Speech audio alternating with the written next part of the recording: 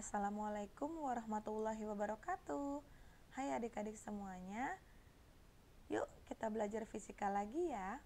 Pada video kali ini Ibu akan membahas materi dan soal mengenai gelombang elektromagnetik, yaitu materi fisika SMA di kelas 12 ya. Yuk langsung aja, silahkan disimak baik-baik ya. Nah, yang pertama yang akan kita bahas pada video kali ini adalah, ada yang tahu nggak sih apa yang dimaksud dengan gelombang elektromagnetik atau sering disingkat juga dengan GEM? Ada yang tahu? Ada yang tahu? Yap, betul banget. Jadi gelombang elektromagnetik itu adalah gelombang yang tidak memerlukan medium untuk merambat. Jadi gelombang elektromagnetik ini dia dapat merambat di ruang hampa sekalipun. Nah, contohnya adalah gelombang cahaya ya.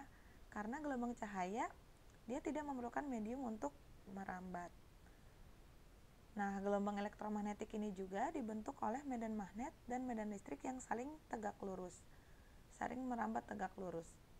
Nah, ini bisa dilihat pada gambar di bawah ini ya, di mana medan listrik E, nih yang coklat, saling tegak lurus terhadap medan magnet B, nih yang ini ya, dan tegak lurus kembali dengan arah rambat gelombangnya.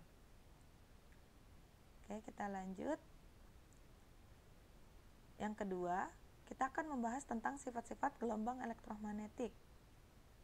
Yang pertama, dia dapat merambat dalam ruang hampa ya, yang tadi. Jadi dia tidak memerlukan medium untuk merambat. Yang kedua, tidak bermuatan listrik. Yang ketiga, gelombang elektromagnetik merupakan gelombang transversal di mana arah getarnya tegak lurus dengan arah perambatannya. Nah, di mana yang tadi ya sudah dijelaskan pada gambar, di mana getaran medan listrik tegak lurus terhadap medan magnet dan keduanya saling tegak lurus terhadap arah rambatannya. Kemudian yang keempat, arah perambatannya itu tidak dibelokkan atau tidak disimpangkan baik pada medan listrik maupun pada medan magnet. Jadi arah perambatannya itu lurus ya, seperti pada gambar tadi. Kemudian memiliki sifat umum gelombang, yaitu dapat mengalami polarisasi atau pengkutuban, refleksi atau pemantulan, refraksi atau pembiasan, interferensi atau perpaduan atau penggabungan dua gelombang ya, dan difraksi atau pelenturan ya. Jadi gelombang elektromagnetik ini memiliki semua sifat gelombang. Nah, ini juga dimiliki oleh gelombang cahaya ya, karena gelombang cahaya termasuk gelombang elektromagnetik ya. Oke, kita lanjut. Di sini ada kecepatan gelombang elektromagnetik. Persamaannya adalah, nah ini persamaan umum gelombang ya, V sama dengan lambda kali F, di mana V-nya adalah kecepatan gelombang, lambdanya panjang gelombang, F-nya adalah frekuensi. Tapi di sini karena di sini kita membahas kecepatan gelombang elektromagnetik, maka yang kita gunakan adalah kecepatan cahaya ya, karena kan gelombang cahaya termasuk gelombang elektromagnetik. Jadi V-nya kita ganti dengan C ya. Nah, ini keterangannya tadi ya, C adalah kecepatan cahaya, besarnya pasti segini, 3 kali 10 pangkat 8 meter per sekon. Lambdanya panjang gelombang, satuannya meter. F-nya adalah frekuensi gelombang, satuannya hertz. Oke, lanjut. Sekarang kita masuk ke jenis-jenis spektrum gelombang elektromagnetik.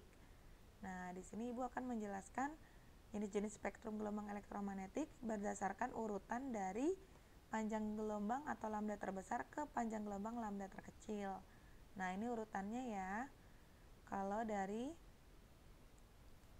panjang gelombang terbesar ke panjang gelombang terkecil, yaitu dimulai dari gelombang radio dan TV, kemudian yang kedua ada gelombang mikro dan radar, inframerah, kemudian cahaya tampak. Nah, cahaya tampak adalah cahaya yang dapat kita lihat ya. Nah, contohnya adalah ini, meliputi ini ya, Meijiku Hibi Niu. Nah, ini juga sudah diurutkan dari panjang gelombang terbesar ke panjang gelombang terkecil ya, yaitu merah, jingga, kuning, hijau, biru, nila, dan ungu. Kemudian yang kelima ada sinar UV atau sinar ultraviolet, kemudian sinar X, dan terakhir adalah sinar gamma. Nah, ini kalau diurutkan dari lambda terbesar atau panjang gelombang terbesar ke panjang gelombang terkecil. Nah, di sini juga ada keterangan nih, ketika lambdanya terbesar, frekuensinya malah terkecil, kok bisa seperti ini? Nah, ini dari persamaan yang tadi ya, persamaan kecepatan gelombang elektromagnetik, yaitu C sama dengan lambda kali F.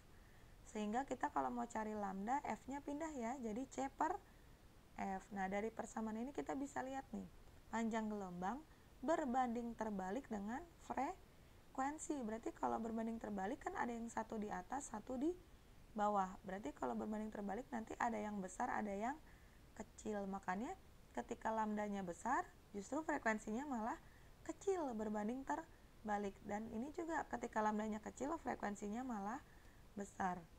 Jadi kalau misalkan disuruh ngurutin ya di soal nanti ini suruh mengurutkan gelombang elektromagnetik dari panjang gelombang terbesar ke panjang gelombang terkecil, ya berarti dari gelombang radio ke sinar gamma. Tapi kalau misalkan soalnya dibalik, suruh mengurutkan suruh mengurutkan gelombang elektromagnetik dari frekuensi terbesar ke frekuensi terkecil, ya berarti dari sinar gamma baru ke radio ya. Urutannya seperti itu.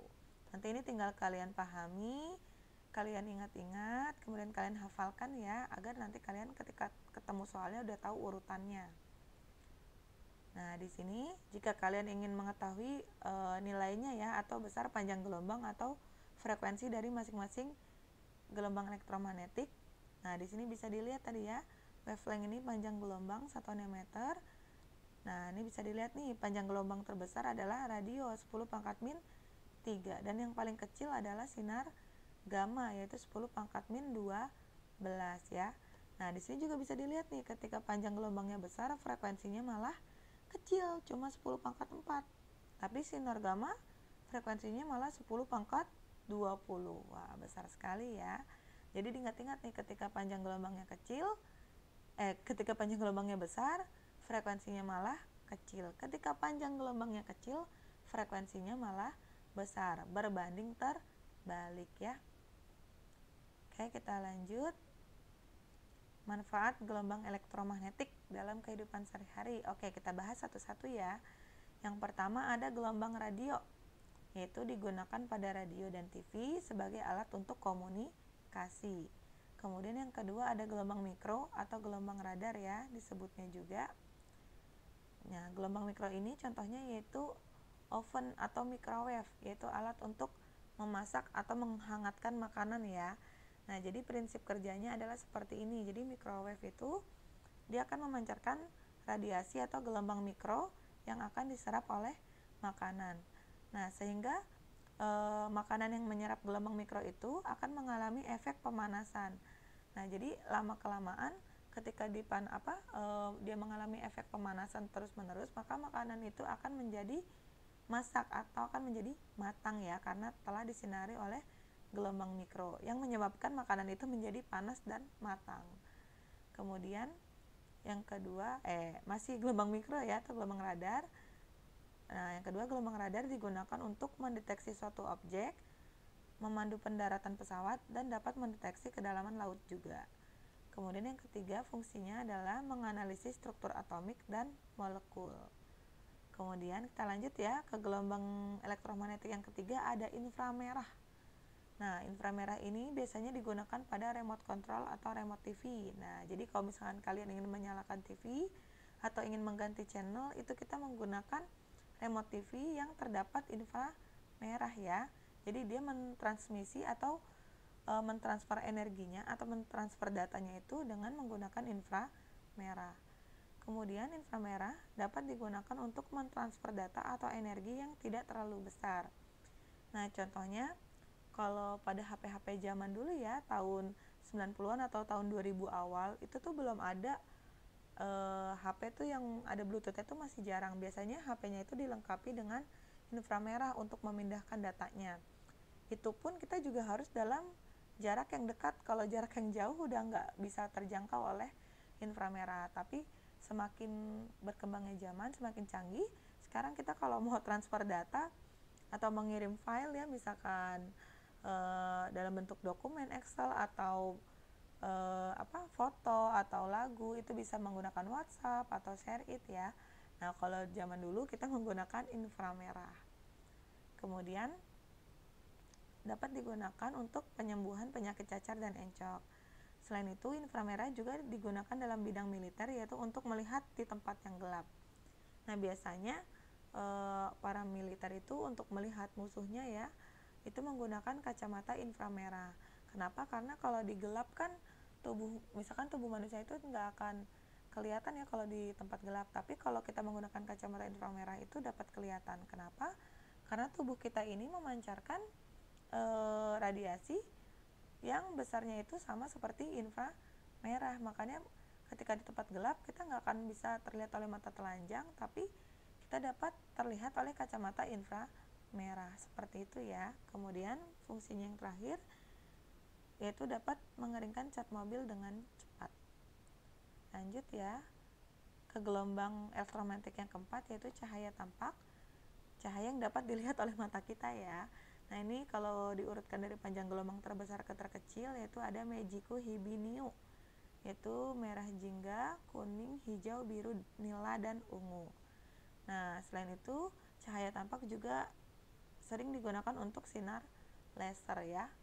Kemudian lanjut yang kelima, ada sinar UV atau sinar ultraviolet, di mana sumber utamanya itu adalah dari matahari ya. Nah, biasanya sinar UV ini atau sinar matahari ini digunakan untuk membantu proses fotosintesis untuk pada tumbuhan ya. Kemudian dapat digunakan juga untuk memeriksa keaslian uang. Nah, biasanya kan kita buat ngecek keaslian uang itu dilihat, diraba, dan diterawang ya. Dan biasanya kita menerawangnya itu mengarahkan ke arah matahari. Nah, apakah uangnya itu dapat diterawang atau tidak? Jadi bisa kita cek keasliannya dari situ ya. Kemudian sinar UV juga berguna untuk membantu pembentukan vitamin D pada tulang. Nah, ini makanya kenapa kalau para bayi itu ya, bayi-bayi itu suka dijemur di pagi hari di bawah sinar matahari. Nah, ini yaitu untuk pembentukan vitamin D pada tulang bayi ya yang masih lunak. Nah, tetapi kita juga menjemurnya itu nggak boleh berlebihan ya, karena kalau kita misalkan di bawah matahari terlalu lama itu dapat membuat kulit kita terbakar dan dapat menyebabkan kanker kulit. Jadi sebentar saja, cukup sebentar aja menjemurnya ya. Kemudian yang keenam ada sinar X atau sering disebut juga sinar Röntgen ya. Fungsinya adalah mendeteksi penyakit organ dalam. Nah, misalkan nih kita pengen ngecek di bagian tubuh dalam kita ini ada infeksi apa sih atau ada penyakit apa, itu kita menggunakan sinar X atau sinar Röntgen. Biasanya di Röntgen dulu ya paru-parunya gitu, nanti kan kelihatan tuh gambar-gambar tulang rusuk kita gitu ya. Jadi sinar X itu gunanya untuk mendeteksi atau memotret bagian tubuh atau penyakit organ dalam. Kemudian yang kedua, sinar X digunakan untuk memeriksa barang-barang di bandara. Itu biasanya kan kita kalau mau masuk bandara atau pelabuhan kan biasanya suka dicek ya tas kita, koper kita. Nah, itu dengan menggunakan sinar X ya. Kemudian yang ketiga, memeriksa struktur bahan atau kristal pada zat padat. Nah, yang terakhir ada sinar gamma. Fungsinya adalah yang pertama, mensterilisasi peralatan kedokteran atau peralatan medis atau peralatan rumah sakit ya, sama aja lah ya. Kemudian yang kedua, untuk mendeteksi kebocoran pipa dan aliran fluida.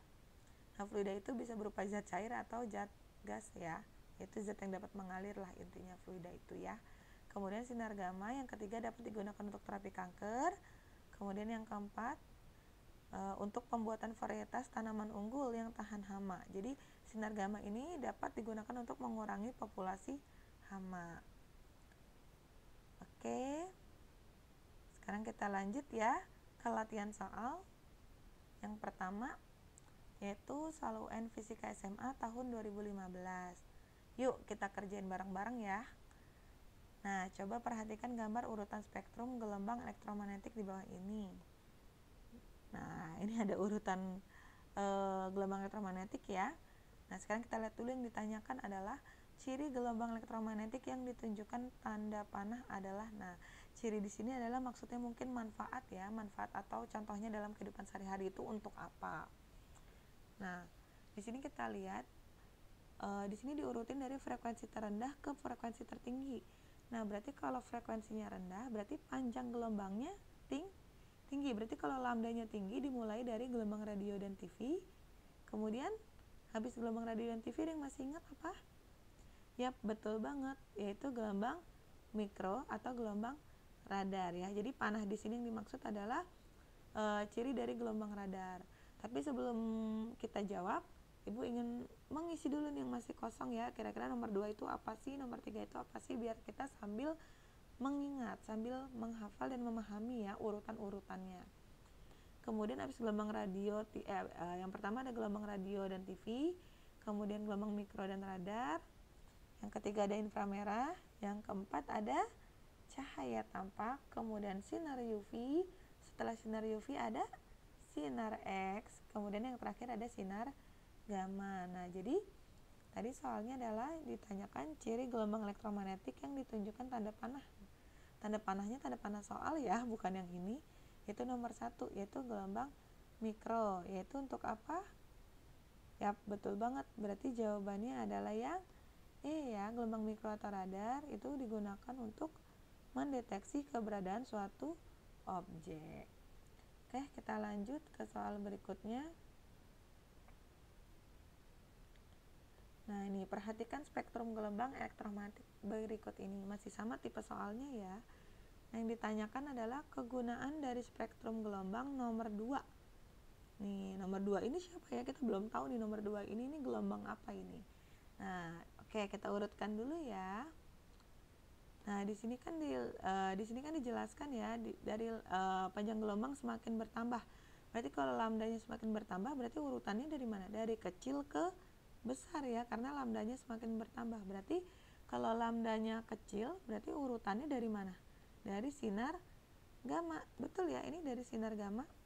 Nah, sekarang kita isi. Nomor 1-nya adalah sinar X, nomor 2 adalah sinar UV atau sinar ultraviolet, kemudian cahaya tampak, betul ya, kemudian inframerah, kemudian setelah inframerah ada gelombang mikro atau gelombang radar, kemudian yang terakhir ada gelombang radio dan TV. Yang ditanyakan adalah tadi apa?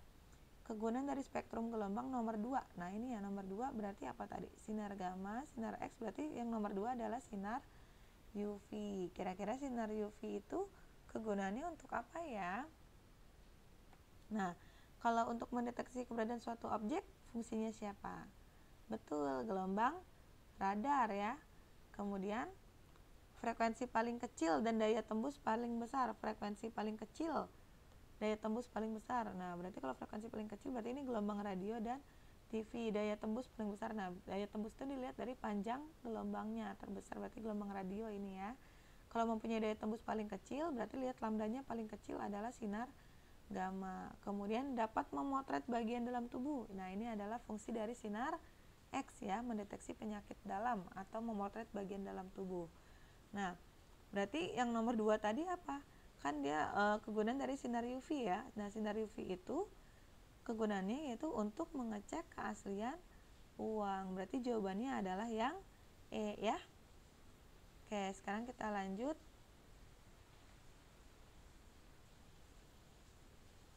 Ke soal yang terakhir ya. Di sini ada beberapa jenis gelombang elektromagnetik, yaitu ada microwave, X-ray di bandara, remote control, cahaya hijau, dan sinar gamma. Nah, pertanyaannya adalah urutan jenis-jenis gelombang elektromagnetik di atas dari yang memiliki panjang gelombang terbesar ke terkecil adalah, nah kita sudah ngurutin nih. Ingat-ingat kalau dari panjang gelombang terbesar ke terkecil dari apa dulu? Dari radio apa dari sinar gamma? Yap, betul, dari gelombang radio ya. Kalau dari lambda terbesar atau panjang gelombang terbesar itu dari gelombang radio ke sinar gamma. Sekarang kita cek satu-satu ya. Gelombang radio ada nggak nih? Oh, nggak ada. Lanjut, gelombang mikro atau gelombang radar? Ada ya, yaitu microwave. Berarti ini nomor 1-nya. Kemudian inframerah ada nggak? Nggak ada, tapi ada contohnya. Remote control ya, contoh dari inframerah. Berarti 1, 3. Lanjut, cahaya tampak. Nah, ada nggak cahaya tampak? Ada ini ya, cahaya hijau. Nah, cahaya hijau di sini termasuk cahaya tampak. Berarti tadi urutannya gimana? 1, 3, 4. Lanjut, sinar UV atau sinar ultraviolet. Di sini nggak ada, kita lewat. Lanjut ke sinar X. Nah, di sini ada ya, X-ray di bandara. Berarti tadi 1, 3, 4, terus 2. Yang terakhir adalah sinar gamma. Berarti jawabannya yang mana? Maaf ya. Nanti jawabannya yang mana? Yang A ya. Jadi microwave dulu, remote control, kemudian cahaya hijau, X-ray di bandara, baru terakhir sinar gamma. Oke. Nah, ini silakan diingat-ingat ya. Kalian ngapalinnya satu aja. Kalau dari lambda terbesar, oh itu berarti frekuensinya terkecil. Itu dari gelombang radio, terakhir sinar gamma. Nah, kalau misalkan ditanyanya frekuensi terbesar, tinggal dibalik aja. Kalau frekuensi terbesar berarti lambdanya paling kecil, yaitu sinar gamma, baru ke radio. Panahnya tinggal dibalik ya. Insya Allah mudah kok, tinggal diulang-ulang aja ya.